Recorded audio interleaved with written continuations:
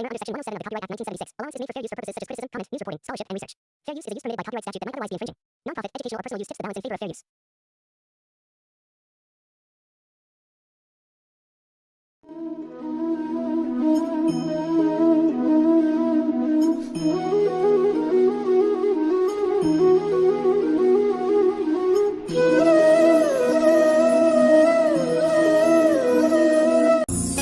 আসুন ভাই ও বোনেরা, আমার দোকানে চলে আসুন।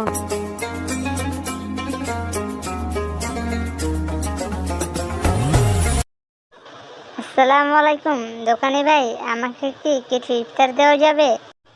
কেন ইফতারি দেওয়া যাবে না? আপনাদেরকে ইফতারি দেওয়ার জন্যই তো আমার এই দোকান সাজানো। কি কি দিব একটু বলুন আপনি।